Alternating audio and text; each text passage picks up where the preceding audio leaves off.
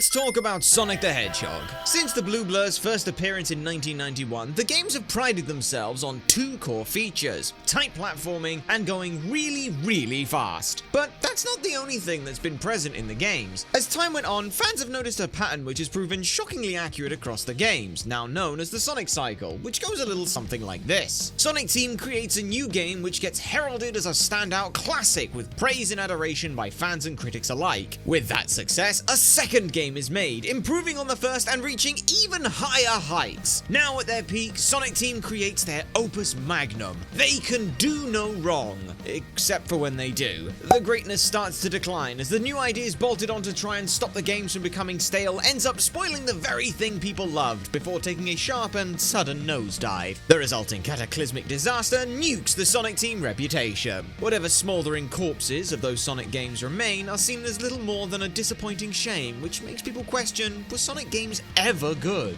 But from the charred quills and ashes, a new game with a completely different feel is created. Fans find a spark of hope and intrigue, and the cycle begins again. So why do we bring any of this up?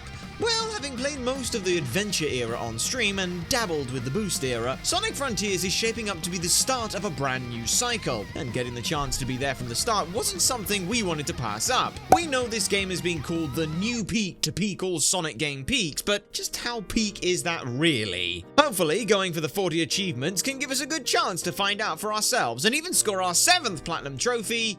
Trophies completed. Well, that was somewhat of a letdown. Anyway, before we jump in, we'd just like to mention these grinds are done live here and over on Twitch, which you can find the links to along in the VOD archives down below. And hey, while you're down there, why not give the video a like? It goes a long way in helping us and these videos out. Now let's see just how peak Sonic Frontiers is. We open on a dark, calm night, not with Sonic, but with Robotnik. He's messing about with some ancient civilization's architecture in an attempt to use it for world conquest. And while it seems to be working, whatever his device was doing, it malfunctions, pulling Robotnik into the pillar itself. Well, guess that's the end of that. Meanwhile, up in the sunny skies, Sonic, Tails, and Amy are heading out towards the Starfall Islands, an archipelago where the Chaos Emeralds seem to have all coalesced recently. And whenever the Emeralds are off doing their own thing, that usually means there's trouble brewing. Oh, there it is.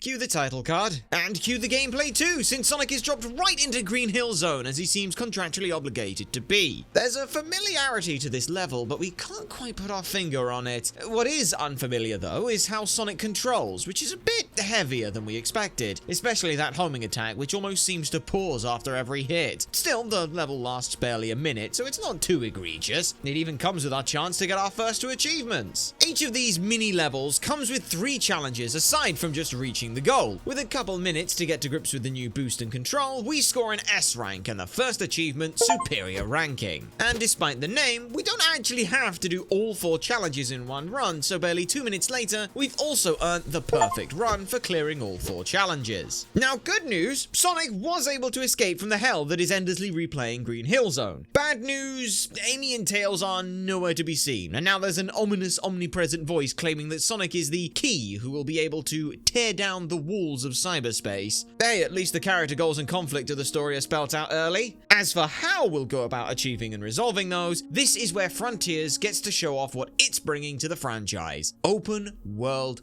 gameplay. An idea briefly explored with hub worlds to various success over the generations, but now given an entire game to stretch your and the concept's legs in. But before we get too far ahead of ourselves, we're still on the tutorial peninsula, where we get to try out the new combat system. It's still very simple right now, with a limited move pool that comes down to just spamming square and dodging any incoming attacks. Good thing there's a handy dandy skill tree with additional moves to unlock as we play. But after trying out the combat in a real fight against this ninja, we're rewarded with unknown threat for victory in that fight. There's one final mechanic we get to learn right now, and that's the Psyloop skill. If you've ever played one of those Pokemon Ranger DS games, it's basically that. Hold down triangle and you'll start to leave a trail. Make a circle around an enemy and you'll break their guard. But you can also use this in the environment to solve some puzzles, or just to replenish your rings by doing what every autistic child did outside and run around in circles. Oh, guess we're wrong. There's another mechanic to mention now: the Power Boost. The achievement for performing your first one is Speed demon, and it sure as hell ain't wrong. When Sonic hits the ring cap, the boost now sends you hurtling through the environment, and, if you get the angle right, soaring through the air. Put simply, it's fucking awesome. Lastly, before we're let loose on the open world, we're shown the use for the gear that dropped when the ninja was vanquished. These are portal gears, a device which will reawaken those throne structures and let us travel back into the digital world. Cyber world, sorry, yes, it's a cyber world in cyberspace, not digital. What's kind of funny is that now we've got both superior ranking and perfect run,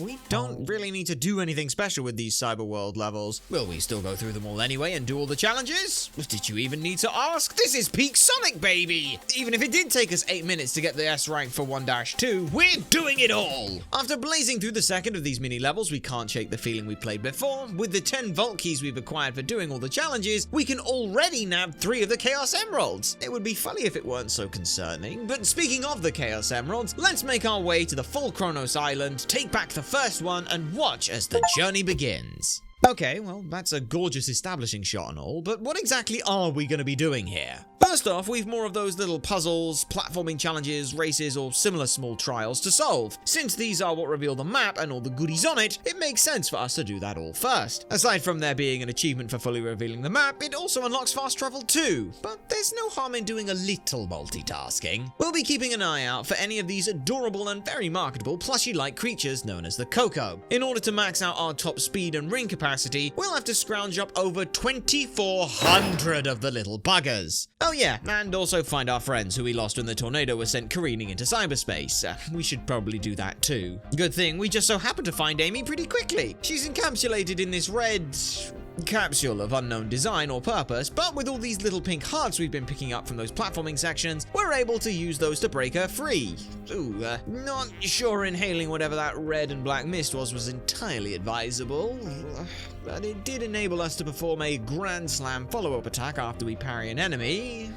Maybe huffing weird smoke isn't all that bad after all. Now, it's not just Coco and map challenges we've got to pick up here, but also we've got to pick several fights across the map with the Guardian mini-bosses. You probably noticed one of those during the lovely panning shot earlier. After taking the portal gear from them and finishing up the third level, would you believe it, there's another emerald that's open for us to go and pick up. Not that we're going to do that right now. Much of this grind is going to be us running around the environment doing everything but going where the game tells us to. Like heading back down Tutorial Peninsula to find a little side story cutscene with Amy. Yes, there is another achievement for getting all of these, but since you could do these in any order, they don't exactly add anything meaningful to the story. Rather, they try to give some more depth to the world being built up here by the head writer of the IDW comics, Mr. Ian Flynn. Speaking of the story, we'll try to keep both the in-game story and the grind as cohesive as possible. Despite our best efforts, it's impossible not to have a bunch of disjointed things happening back to back while running around the map. We'll do what we can, but no promises. As for how that went on Kronos Island, it was a pretty fun time. After playing Unleashed and how unyieldingly stiff a lot of the controls were in the tighter spaces, this was a breath of the wild. A breath of fresh air. The camera being pulled back and a slightly less heavy Sonic already feels fantastic to boost through the open areas. Wish this control was the same for the cyberspace levels, which are wildly different, but maybe that's just an artistic choice our simple mind can't read into the deeper meaning of. While roaming around, we stumbled onto this rotund fella who's known as the Elder Coco. This is the chap who can exchange the lost Cocos we've been finding for enhancements to our speed and ring cap. And for our first encounter with this guy, we're bestowed with Elder Coco Encounter to commemorate the occasion. Oh, bloody hell, what the fuck is that? Okay, well, I guess we're fighting this thing now. Good thing we recently unlocked the Phantom Rush ability, which boosts our DPS once we hit things enough. It doesn't look like we're really doing any damage to it, but at least we activate the Phantom Rush for the first time, meaning we can come away from this encounter with Combo Convert. And the good news continues. That creature ended up hurling Sonic straight into a cliff face where he landed right next to another of those special Coco. Once Sonic regains consciousness, we'll go talk with them. The Hermit Coco is a little different from the Elder Coco, as they take these red and blue seeds and use those to enhance our attack strength and defense. Much like the Elder Coco, we also get given Hermit Coco Encounter for our first chat, but unlike the Elder, we don't get a say on if we want to upgrade the stats, it just happens. Now, we've heard good things about the boss fights in this game, and actually want to keep that attack and defense down as low as possible, just so that we can make them a bit more challenging. Basically, don't expect us to talk to the hermit much. We did end up trying to talk more with that slightly creepy ghost child thing that appeared alongside the Titan, but she's not exactly helpful. She refuses to share information with the enemy, but lets slip that one of those Chaos Emeralds is in its presence. Assuming that it is the Titan who yeeted us earlier, that could be a bit of a problem. With a little more exploring and platforming that leaves behind a swath of destruction, we run into Amy again, who's been making friends with some of the local Coco. This one specifically is trying to locate their true love so they can express their feelings before it's too late. Jeez, what is it with this place and ending conversations with an ominous line that just sort of trails off? In her attempts to help that Coco, Amy ends up finding a distressed mother who's lost her child. Not sure how Amy can translate their noises, but sure, we can help them out real quick. It's not like we've got friends trapped in an isolated endless prison, robbing them of their agency and free will. Besides, they're kids. What the fucking minigame bullshit? Oh, okay, right, okay. Why do they have bombs? Why am I a sheep herder now? No. Get your ass. No. Get your ass in there. Sheepdog bullshit. What? That just gives me a Chaos Emerald? Well, that explains why there are only 4 emeralds tucked away in those vaults. Wait, hold on. Are we just gonna skip over whatever those Coco just did? It looks like they died. Did they just die? None of the other Coco seemed too concerned, so let's not linger on it too long, but geez, that was some heavy shit.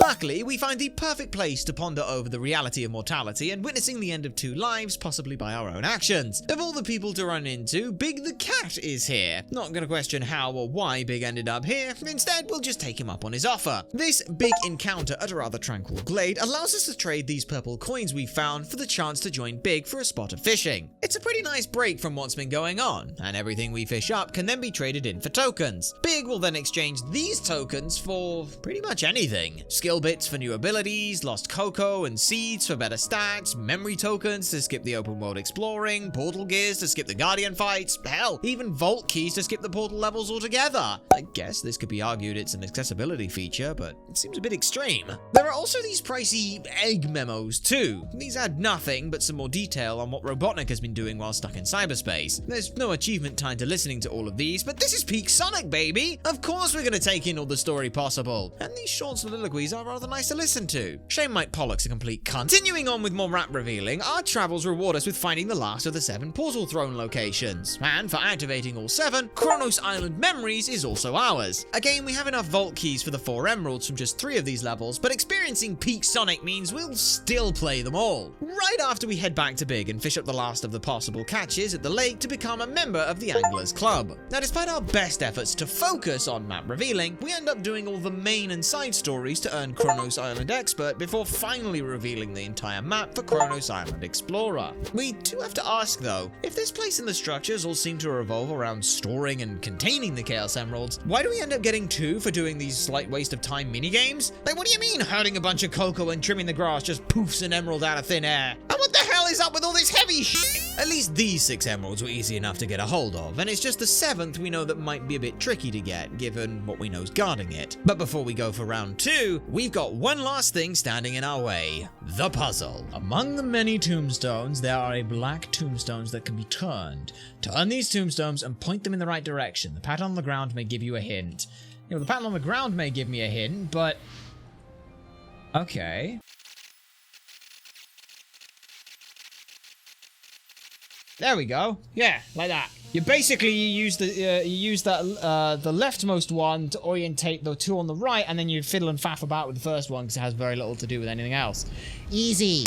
Yeah, we've played a Professor Layton game or 3 in our time, so this wasn't that bad. Honestly, puzzles like these are a lot of fun to logically think through, especially when there isn't a worry about a limited number of moves you need to solve it in. But with the new pathway revealed up to the waterfall, we can climb our way up there where we're pretty sure the last emerald is waiting. If the last encounter's ending wasn't enough, the tip at the start of this fight gently reminds us that as regular Sonic, we ain't putting so much as a scratch on this thing. Instead, we'll just have to scale up the entire thing faster than you can say Shadow of the Colossus to get the last emerald. And with the full full set in our possession, let's see if this time goes any better as Supersonic. Oh yeah, first boss fight and it's a Supersonic. Frontiers ain't waiting until the end of the game just to break this out. But don't let the early appearance fool you. We still get an incredible vocal track to fight to. Plus, we've got a few new moves in the combat repertoire from the skill tree, and this looks like the perfect punching bag to test them on. The targeting and movement is a little clunky, but getting to play out the DBZ AMVs of old is very much a delight, even if you are just button mashing. The more cinematic attacks and combos do make things feel very fun, even if they aren't the most intense to perform. For us, making things more challenging also made them a lot more fun. This is why we kept our ring count at 400 and our damage low. We want these fights to be a challenge, squeezing out every drop of damage and as fast as possible. The best way we can describe this fight is the big greasy kebab you get at 2 AM after a night at the bar. It isn't exactly healthy, and your higher brain functions would probably never enjoy this anywhere near as much, but in that moment, drunk on the power trip fantasy, it is exactly what you need. Also, the Hi-Fi Rush has kind of spoiled us when it comes to musically synced fights. We do very much appreciate Sonic Frontiers attempting to make it work, but those vocals suddenly cutting in and out aren't something we can't not notice. Surely it's not that hard to just have the vocals on a different layer and then waiting for a moment to sync the track change? But what do we know about audio engineering? We'll just mash the controller buttons till the fight's done and be happy about it. In the aftermath of the fight, there's a thought which creeps into our head. Those supersonic boss fights at the end of the older games come at the climax of the story and at the peak of the gameplay for many people. That was the first boss fight. Is it optimistic or pessimistic to hope they didn't blow Ledlow too early? Hopefully not pessimistic, as this is only the beginning of this adventure. As noted by the Blue Blur himself, that voice spoke of Titans, not Titan when it came to freeing everyone, so we've at least one more to go chase down. But we've still got a handful of rings left over, so with Supersonic already acquired, all we've got to go do is find the bug. Oh, come on. No, that's cool. Didn't want this to be easy anyway. By the look of the land we saw during the flyby, Ares Island is a vast but far from bland desert landscape. We'll just have to go find our missing friend, pick up the Chaos Emeralds from the vaults and a couple minigames, then track down whatever Titan is here.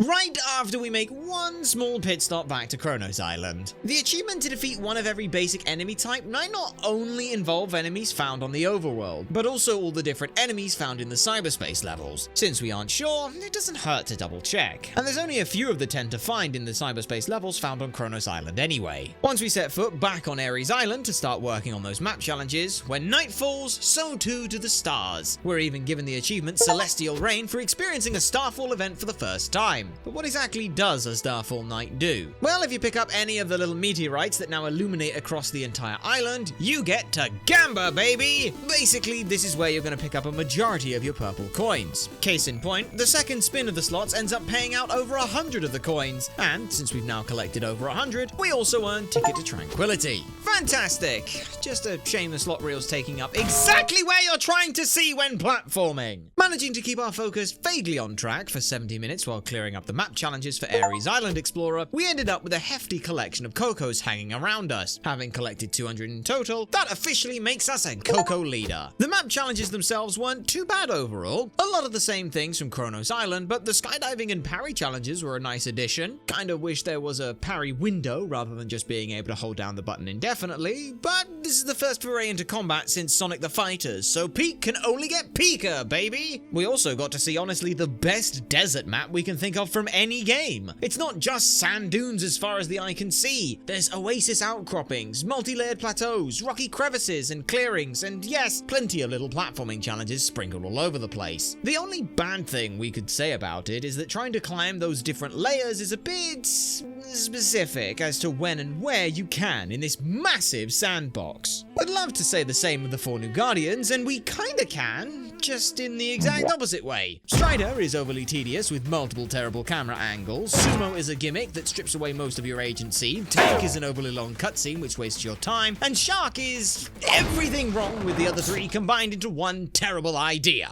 Would upgrading our attack help? Yes. Would it make the bosses worse? Maybe. And we intend to keep Peak Sonic at its peak, baby. We need a moment of calm after those. Let's go see Big and unwind for a spell, shall we? Like the other Cyberworld portals, we don't actually have to do any of this, but there is still a few egg memos to grab, and we're a long ways away from the needed Cocos and skill bits. You know, it's almost fascinating how quickly time goes by with all of this. All we've done is fill in the map, fight the Guardians, and fish up all the new catches with Big, and 2.5 hours have gone by. We should probably go save Tails now. Wait, what the f***, Knuckles? What are you doing here?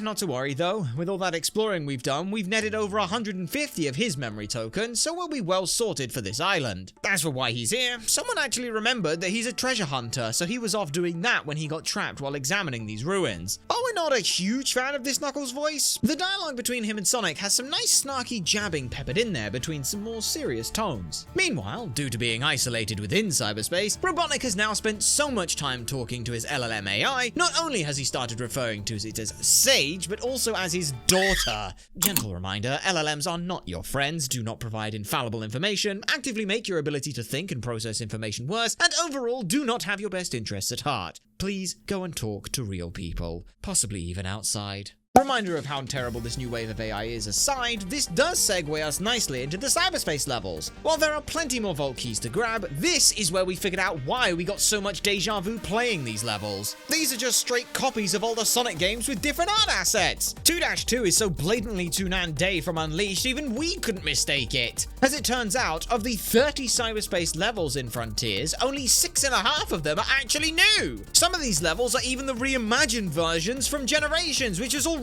pulling levels from previous games. Have we reached the point where referencing the reference is okay, or are there really no original ideas for Sonic platforming stages anymore? Maybe taking the best bits from the older games just reinforces how peak this peak Sonic is. I mean, it worked for Generations, it can work here too. Also, apparently the reason the achievements involving these portal levels are called X-Island Memories is because these levels are supposed to be made up from Sonic's memories.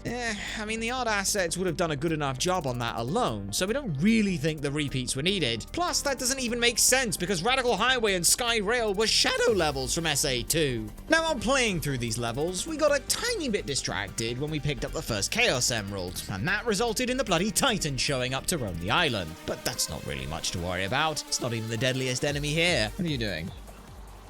Whoa. Oh, What? What? The motherfucker just sent me through the pissing floor.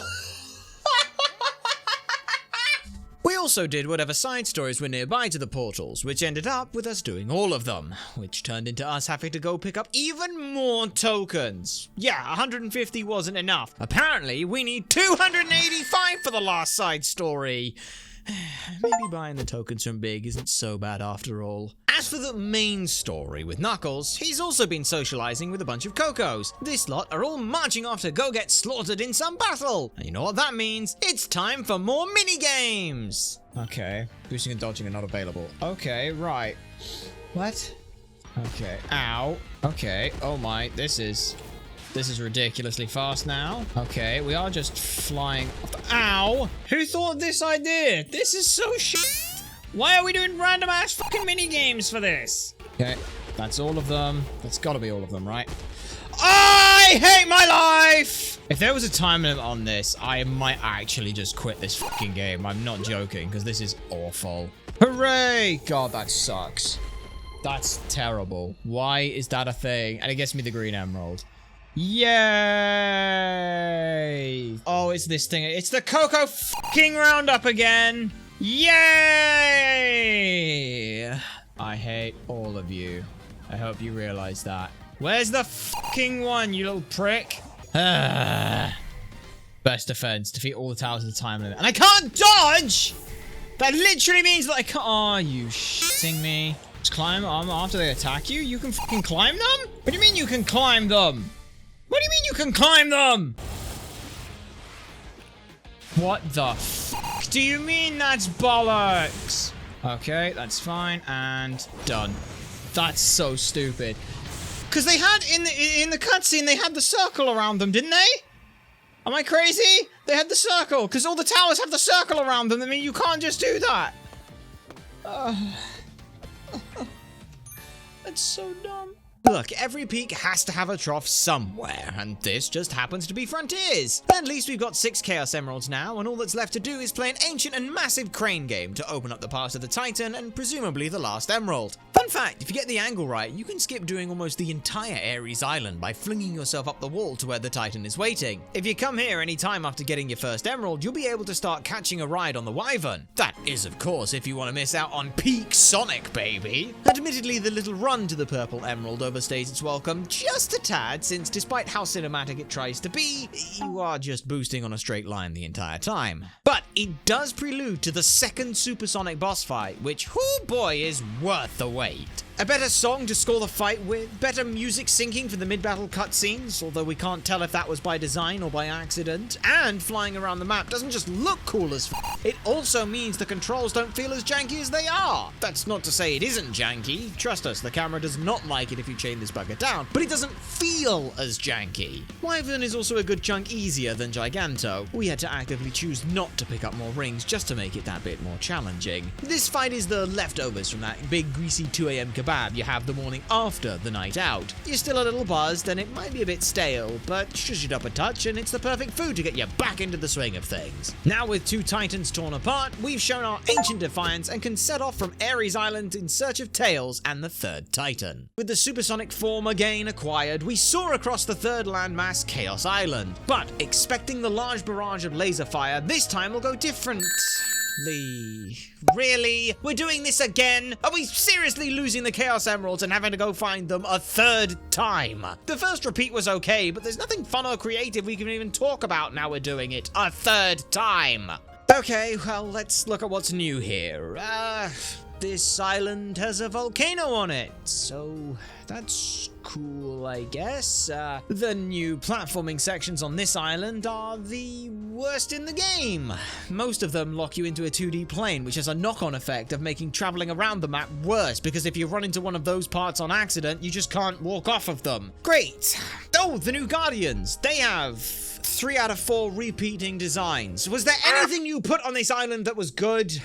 Well, the Titan looks cool. At least we have that. Over the course of 5.5 hours, we trudged through Chaos Island, having the worst time so far. Constantly getting bored of trying to navigate the map, so switching between doing map challenges, or the main story, or more cyberspace levels that just repeat older games, or whatever was open because the island is so restrictive. And instead of getting to have fun running around, this constant stop-start change to what we were doing because the game said no meant floors didn't go speeding by in a happy blur. Instead, we'd stop and stare awkwardly at them. It didn't help this was the driest spell for achievements of the entire grind. Just 5 achievements. And we didn't get the first one, Unrivaled Aptitude, till almost 3 hours of farting around here. The other 4, Chaos Island Memories, Explorer and Expert, then Future Resistance. You know, the 4 island-specific ones you'd get just playing the game. Before moving on from this place, we should at least give the Titan a little time in the spotlight, since it is the supersonic boss fight. You ever played any of those old text-based adventure games? You know, the ones where you can think of a bunch of different creative solutions to a problem, but due to the limitations of the game, you can't say you want to dislocate your wrist to slip out of the handcuffs, then use the chains to choke the guard out, take their keys and escape the prison? Well, this fight is a bit like that. Would it be cool to use the increased speed and flight from Supersonic to slip under the shield or around the back of the knight to do damage? Well, fuck yeah it would! But due to limitations of the game, that's not exactly an option. Also, for some reason, those nice big play areas from fighting Giganto and Wyvern are replaced here with a cramped basin.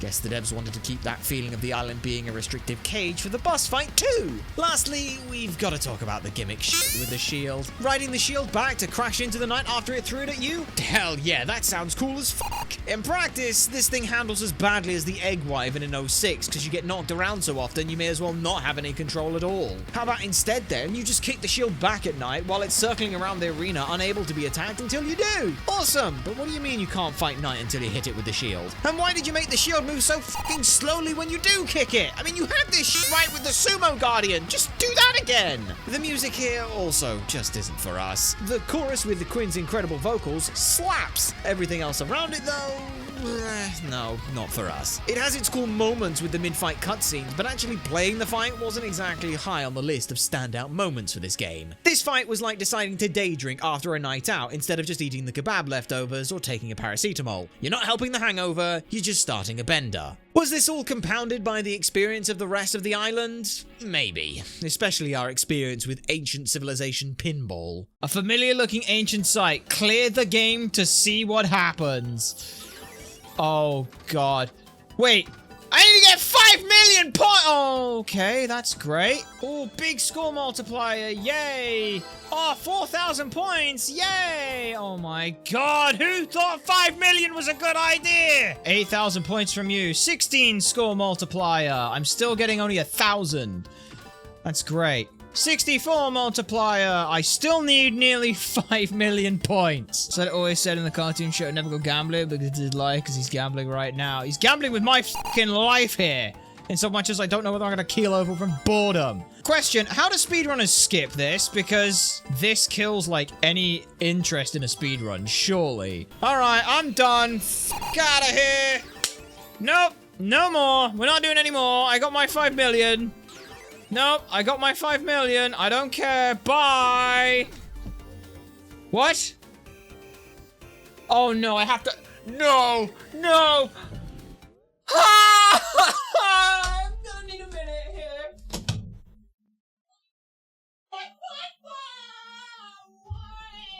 So yeah, not exactly a fun time, but no peak could exist without a valley. And with only a single island left, the last 13 achievements should all start falling into place soon too. Having been absent for a while, the omnipresent voice perks back up to let us know that the final lock is revealed with the defeat of the third Titan. According to said voice, it's the 6 imposing towers emerging from Rhea Island. Once those are shut down, that'll shatter the barrier and save Amy, Knuckles, and Tails. You, Sonic, you look how we feel after the last island. But our lesson's been learnt. We will not be using the Chaos Emeralds to fly around here, lest we lose them again. At least scaling the spires is a nice refreshing platforming along the springs, rings, and rails which spiral up to the peaks.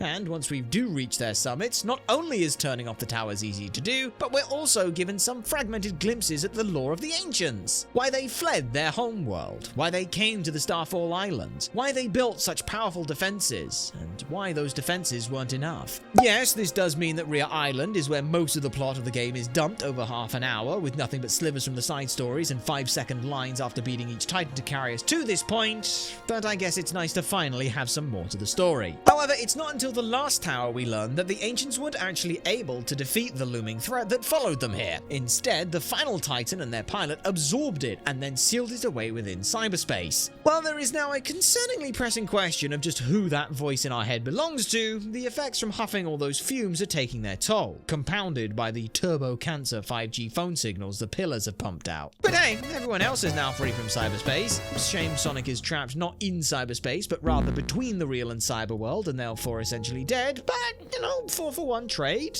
Wait, we said everyone else is now free. That would include the last Titan, wouldn't it? The last Titan housing a planetary threat even the ancients couldn't defeat. The same planetary threat which now plans to tear down the walls of their prison and consume all. Okay, gonna need to come up with some kind of plan to fix this real quick. And since this was all Sonic's fault for blindingly trusting the first voice that came to talk to him, that makes this Sonic's problem to deal with. With some real superpower of teamwork bullshit, Amy, Tails, and Knuckles absorb the corruption that did this to Sonic. In doing this, not only does this fix Sonic, but it also puts the 3 back into their half cyberspace state, so they don't have to help either. And at some point during the whole getting trapped between dimensions thing, the Chaos Emeralds went and yeeted themselves all over the island.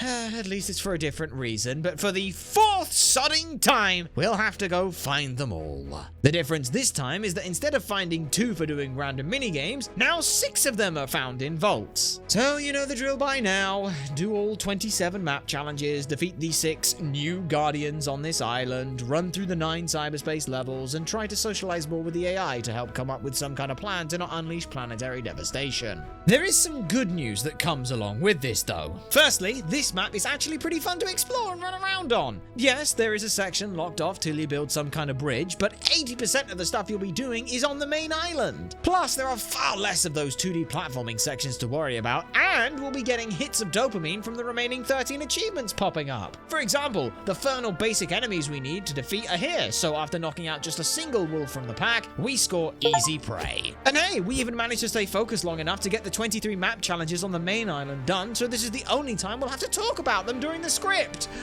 Oh, thank you, past us. Just this once, you didn't fuck up royally. Now Now with that done, let's talk about the 6 new Guardians, which aren't actually 6 new Guardians at all. It's 2 new Guardians, 2 recolors, and 2 recolors of the recolors. Caterpillar was the first we ran into, and did have us worried when it instantly put us onto a circular grind rail. Turns out though, it was nowhere near as bad as Strider. Instead, it's just a great place to farm up some Phantom Rush procs. Ghost is the other unique Guardian here, and is kinda cool. The idea of doing platforming while having your rings tick down is a lot of fun, especially when you get to find ways of skipping as much of that platforming as possible. It does break the rule of 3 though, and that 4th platforming section does feel like it overstays its welcome. If Red Pillar looks like Tower but red and maybe bigger, then you'd be right. And if Silver Hammer looks like a white version of Red Pillar, which is just a red tower, then you'd also be right. At least we've got a bunch more ways to trivialize this fight and hit just the top segment. The final 2 Guardians are Kunoichi and Master Ninja. Both of these are recolors of Ninja, with the fun new additions of teleporting around during the fight.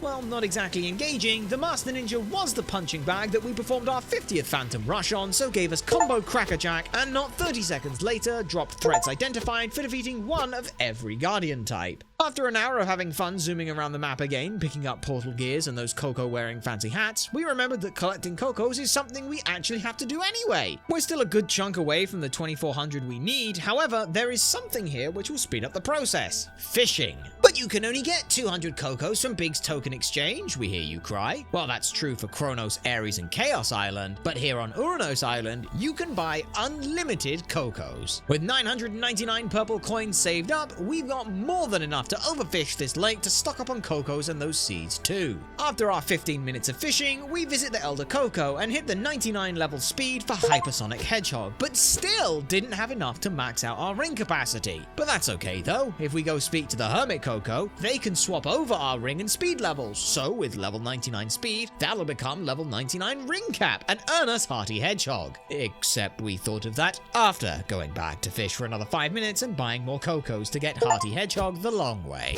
While we wanted to keep the 99 speed, the 99 ring count we really didn't care to have, but luckily we managed to fix that. When we died to these wolves, we ended up respawning to a point in time before upgrading our stats. While the death was completely on purpose, resetting our stats was just a happy accident. And when somebody hands you a gold bar, you say, "Ah yes, I was just looking for this, thank you." And the gold bars kept coming. The 9 cyberspace levels here consist of 4 completely original levels and 3 others being half original designs. Not that we're playing all of them back to back. With only 2 levels, we've enough vault keys to nab the required Chaos Emeralds to progress the story far enough to hack ourselves a bridge to the smaller landmass. And with that bridge made, we can get back on track with the last 4 map challenges for Uranos Island Explorer. From here, most of the laborious work is done. It's just running down the checklist for the next 2 hours. The last 3 side stories bring a double whammy of Uranos Island Expert and Expert Historian for seeing every side story on every island, and finishing the last 7 portal levels turned out to be a rather fun time with the new designs. Makes us wish there were more throughout the game, but Uranos Island Memories will just have to be our consolation prize. Then we make a backup save before getting the Hermit to max out our attack and defense for Herculean and Hardened Hedgehog. While dying might reset those stats, we didn't want to risk ruining our fun, so just reloaded the last save. Lastly, we grabbed the Chaos Emeralds, turned Supersonic one last time, fight the final and honestly very bland and uninspiring Giganto recolor of a Titan, and earn hope across the ages. For the final boss, we don't play as Supersonic, but rather fly off into space with the AI piloting the Titan shell and do that hacking minigame, while the end monologues at us. After long enough, Sonic decides he's the main character, flies through the moon-sized enemy to finish it off, and lands back down to a land at peace where he and his friends can fly off into the sunset on a new adventure together with trophies completed. Well, that was Sonic Frontiers. Only 21 hours to get the platinum, and that was after doing more than it asked us to do. If we'd not done all the S ranks for the portal levels and just fished up the keys and tokens, you could honestly knock off a good 6 hours from this easily. I suppose we should give our thoughts on this peak Sonic baby. It's a fine foot forward for a new idea, but doing it 4 times over wore thin by the 3rd repetition. The game starts off strong, it just ends on less of a bang and more of a falling down down the stairs but landing on its knees whimper. But we lied to? I mean, this was supposed to be Peak Sonic, baby. Are we missing something here? I mean, there's a bunch of the memory tokens left on each map and those action chain things still to do. Maybe the reason it feels like we're missing something is because we are. So you know what? This video ain't done. Screw the trophy list. That barely wanted us to do anything with the game anyway. We set out to 100% Peak Sonic, so damn it, we're 100%ing Peak Sonic, baby. Back we go to the Starfall Islands to get the 28 Amy tokens, 150-ish Knuckles tokens, 130 odd Tails tokens, and 144 Sage tokens across the 4 main maps. While this started off looking like a mind-numbingly laborious task like the inverted gems from Crash 4, there's one big difference here. This isn't replaying the same level 4 times over. It actually ended up being an enjoyable time. Yes, it took us about 3.5 hours, but this was us getting to run around the large open world again. For us, untangling these little platforming sections of grind rails and homing chains was so much fun. Not in actually doing those sections, but rather finding ways we could break it in half and skip it. Did this result in us taking more time than it should have? Probably. But you can't tell us that this way wasn't more fun and rewarding. What's funny here is that despite abhorring Chaos Island when playing it the first time, this time round it was actually okay. Still a bit of a when trying to navigate around the place, but the only time that really mattered was when it undid some of our progress after we died. The main issue we had was realizing just how bad the pop-in actually is in this game and having some unintended jank with the physics. Aside from that, what ended up taking up a lot of the time was finding the start point to some of those sections. Most of the time they're fairly close by, so the pop-in isn't too egregious, but by far and away the worst culprit of this is on Ares Island. Aside from being the worst island to fully explore due to those damn layers from the peninsulas being obnoxious to move between, this one fucker right here is so bad that if you just look up Ares Island memory token, this Reddit question is the first result. This was the only token we had to look up because the starting point is here. Oh, but that wasn't all we had left to do on each island. And honestly, doing all the memory token collecting beforehand was surprisingly helpful when it came to what was next, the action chains. 60 seconds to hit rings, springs, rails, and enemies to build up as big a score as possible. Basically, run around real fast till you find a section dense with wall runs, springs, and dash pads, and you'll be fine. Despite that being all you needed to do, this was genuinely a great little swan song to each island. I kinda wish we'd been doing these during the achievement grind.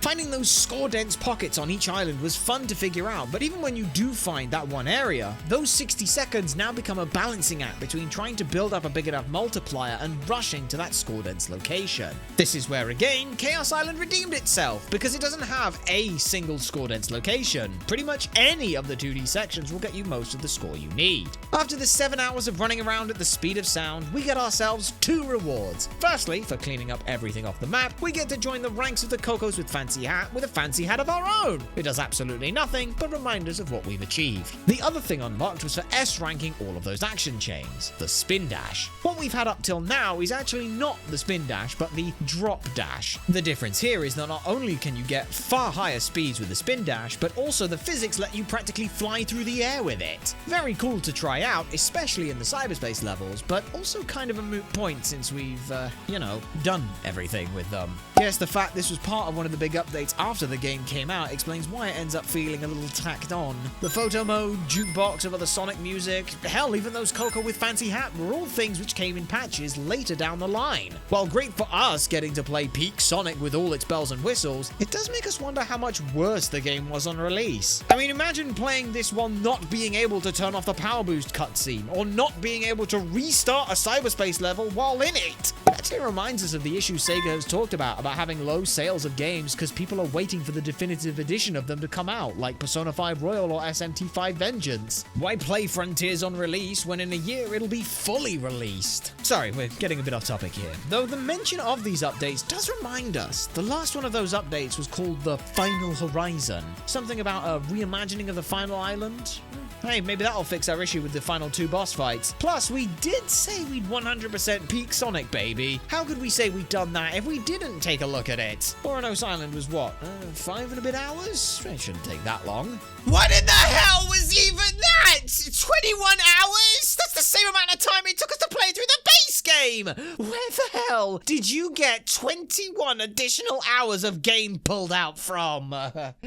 We're gonna need a moment here, because there's a lot to unpack with this DLC-sized update. To sum it up briefly, though, this was getting slapped in the face, sucker-punched in the gut, and fisted up to the elbow by a monkey's paw. That is to say, this was a torture made up entirely of everything we'd wished for. We said we wanted original layouts for the cyberspace levels. Well, we got that. 9 brand new level designs, all sporting unique layouts and ideas, of which maybe 1.5 of them are any good. Part of this issue arises from our enjoyment from doing all of the 4 mission objectives in one go, which these levels do not like you trying to do, since they're sporting new level goals. Some of these are variations on the red rings. The numbered rings, for example, are fine enough, having to collect them in a descending order, and they're usually all concentrated on a single platforming section. This works since now it's not just about doing the platforming, but also weaving a route to collect those rings in order. If they're all spaced out across a level, though, yeah, they're just the red rings under a different name. The Silver Moon rings, though, these fuckers just suck all the time. Apparently, this is something brought in from Forces, and from our understanding of that dumpster fire, this might have been the only thing salvageable from that game. These are just red rings, but once you've picked one of them up, a timer starts in which you'll need to gather the remaining 4. Very cool idea to promote the speed element of Sonic's platforming. Too bad that trying to see these fuckers in levels can be as big a pain in the ass as trying to get to them. Especially some of the latter ones, because the platforming really took a nosedive here, but we're getting ahead of ourselves there. Before that, we've still got more missions to mention. Rescuing animals is something Sonic's been doing since the very first game. Here though, instead of having large, loud and obvious animals you can pick up, now you get these tiny little twats that you've got to pick up and carry to a drop zone after a little platforming. Except while carrying them, you have worse movement options and can't take damage, which fucking sucks. If this had been like the bonus stage keys from Heroes, it would have been fun. Collect the animals, then don't get hit till you reach the goal. Instead, you're now crawling around the stage trying to listen out for them over the sounds of the music and your own weeping.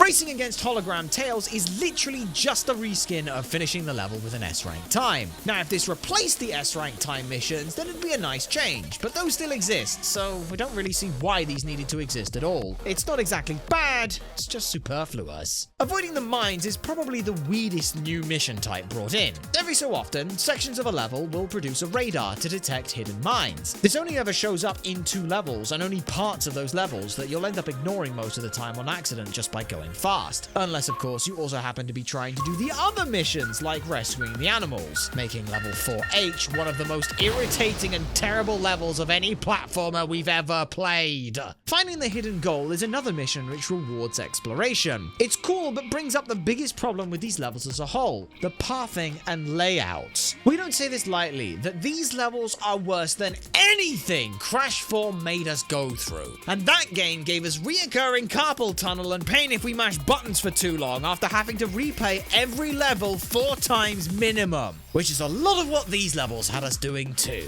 We liked the way that this game worked with its missions before. If you want to ignore them and just play the level, cool, go ahead and do that. But being able to thread a path of doing all these missions in a single run is actually what made the base 30 levels engaging and tolerable to do, even if they were just repeat levels from older games. Here, these goals are at odds with each other so often it's not even fun to try. So instead, it's just 4 painful and irritatingly repetitive runs through the levels, which aren't even fun to play with to begin with. Their design seems to work on the mentality of, oh, players love the physics where you can launch yourself all over the place on the islands, let's do that. But this misses the entire point of why people love doing it. It feels like you're breaking the game in your own way. The expression of skill is almost like you're doing something you weren't supposed to be able to do, but pulled it off anyway. Now, because levels are built with this as the expectation rather than exception, not only do you end up losing the rewarding feeling from pulling it off, but it also throws out any and all comprehension of the routes through the levels. Compound how open these levels can be with that pop-in issue from the main islands, and you'll be guessing where to find the collectibles the game wants you to be able to find.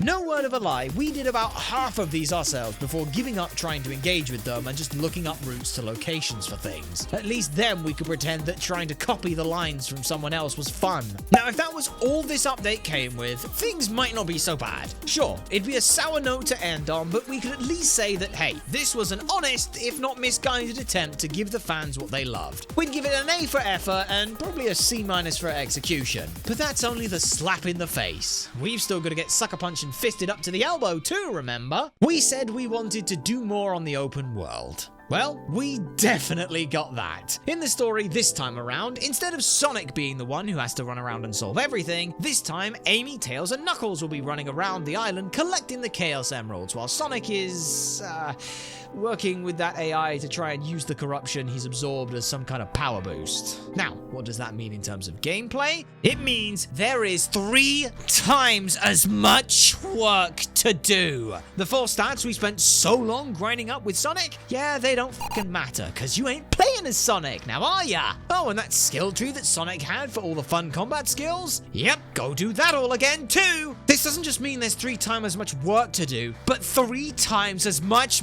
bullshit to collect. And this wouldn't be so bad if not for the fact that since this is the final update for a game which came out over a year ago, it expects you to be using maxed out stats. So every single Guardian roaming around is nothing but an incredibly boring damage sponge that wastes your time trying to fight. Meaning all 3 characters need to get their stats maxed out in order to even be remotely effective during combat. In an attempt to make unlocking the skills easier, instead of getting memory tokens for those overworld platforming sections, there's now Coco with backpacks full of skill bits. It's meant to help with the 226 skill points you'll need to max out each skill tree, but seeing as those give either 5, 10, or 20 skill points worth of skill bits, it's still gonna take a stupid amount of time to grind those out. Don't forget, you're gonna need another 2,400 Coco and 500 of those seeds per character to max out their stats. But this time, you won't be finding Coco across the map. Instead, at night, you can get a Starfall Plus event to occur. Now, instead of collecting fallen star bits to spin on a slot machine for purple coins to spend with Big to fish up tokens to buy those Cocos and seeds, the map gets littered with Cocos and seeds so you can ignore the relaxing fishing break and skip right to having the Cocos and seeds. There's just one teeny tiny problem with this. Starfall events only occur during the night and seemingly at random after a couple nights where no Starfall has happened. Now, night only lasts for 5 minutes, so if you do get a Starfall event, you'd better drop whatever it was you were doing and start scrambling around in a mad dash. Daytime, however, lasts for 17 minutes, so let's say that every 3 full cycles, the next night is a guaranteed Starfall event. That means you get 5 minutes to get those vitally important upgrades once every 83 minutes!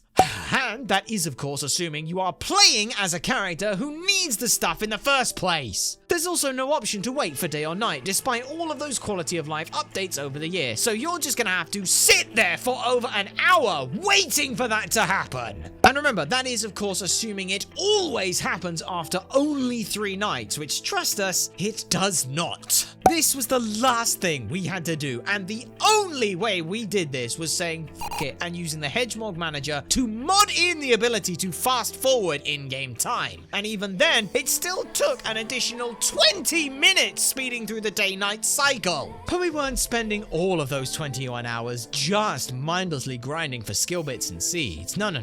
We also had the entire map to re-reveal. Not only are there 26 more challenging map challenges here, because overtuning those to where a single one took us half an hour to beat wasn't bad enough, now there are over 50 map Coco to interact with. Oh, but you can't just talk to them with any old character. No.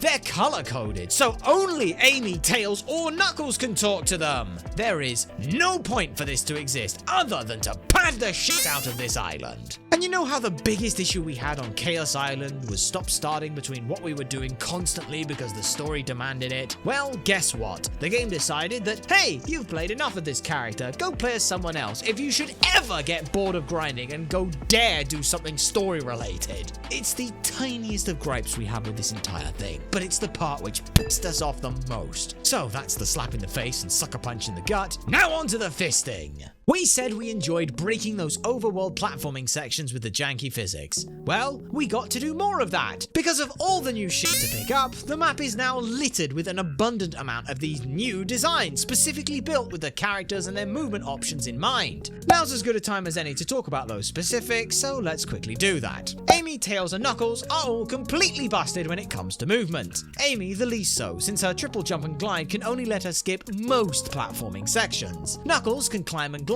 like the good old days, which opens up a lot of opportunities to avoid platforming altogether. And once upgraded, that glide he has won't lose any height either, so you can even gain height thanks to Knuckles' uppercut. Any platforming for Knuckles is entirely a suggestion at best. Tails meanwhile can fly. No, I don't mean that little flight with his tails till he gets tired. I mean he literally summons the tornado and can just full on fly. Indefinitely. There is no platforming with Tails. What this results in playing as these three is less a fun time breaking the platforming and more a, oh, okay, I guess I'll go pick up this thing on the map like this is an Ubisoft open world game. The only time this isn't the case is with Sonic and climbing the new lookout towers. The problem is, most of these have the same issue the cyberspace levels do because they follow the same mindset of flinging yourself around with the physics. And all you get for 100%ing every character's stats, collecting all the skill piece Coco, and revealing the entire map again is tips on how to beat the final boss. But before we get to that topic, there's one last curl of the monkey's paw we didn't mention. How we wished for a better way to replay the boss fights besides the crappy boss rush.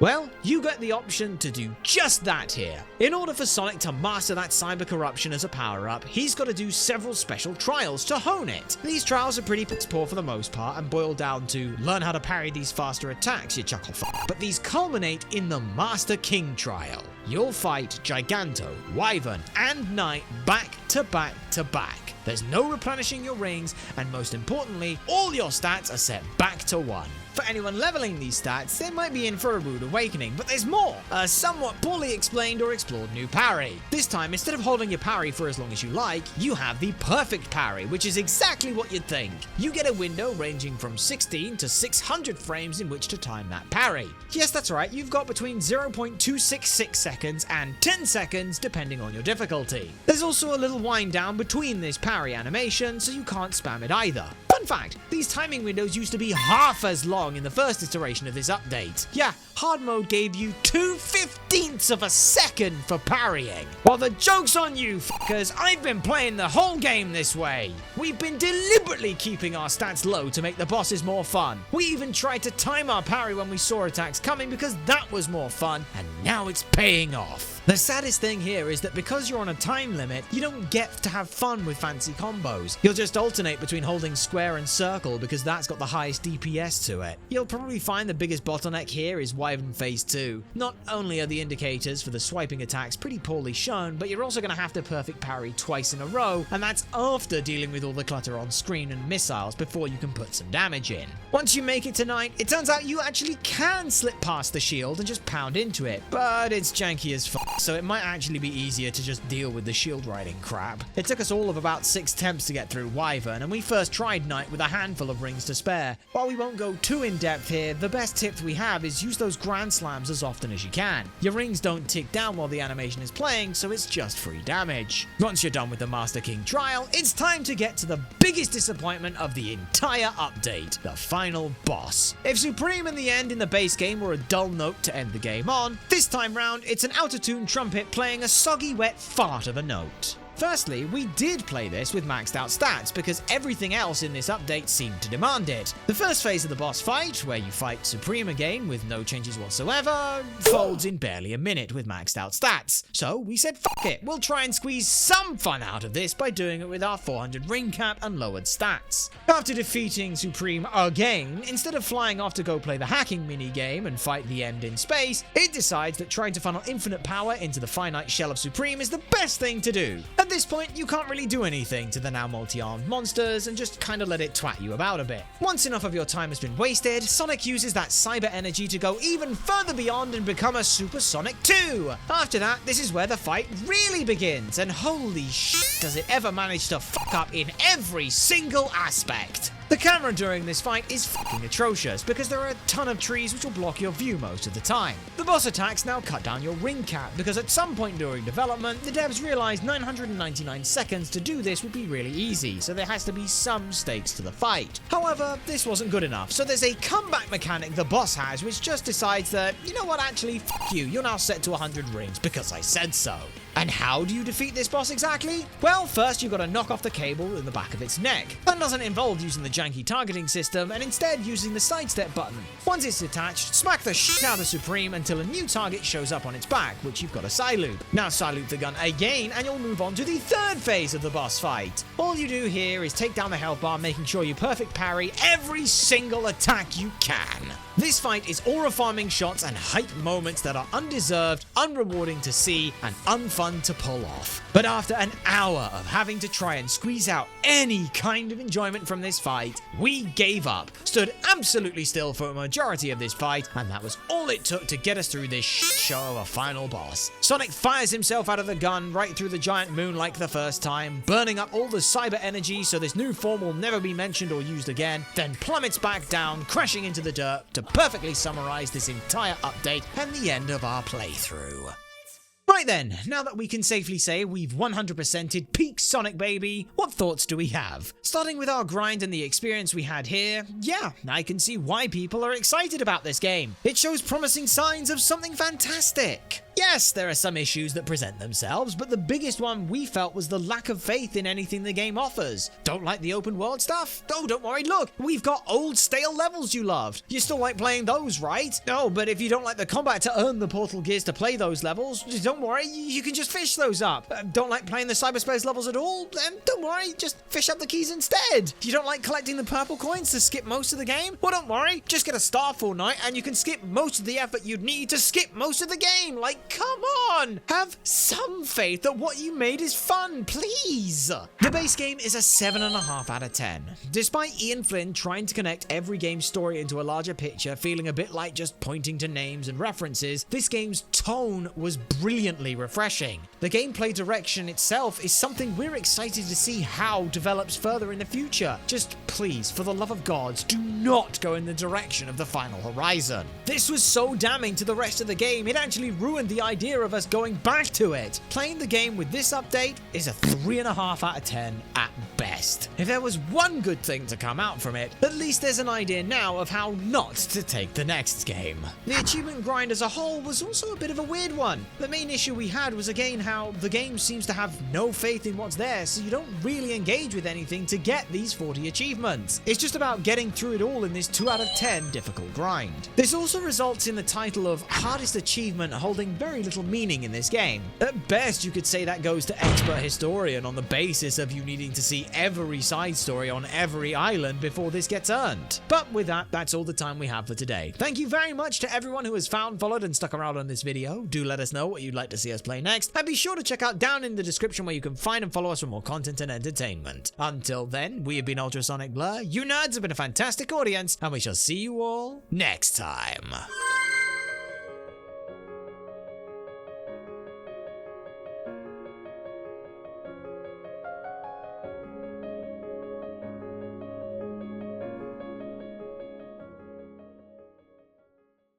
Oh, what the fuck is extreme mode?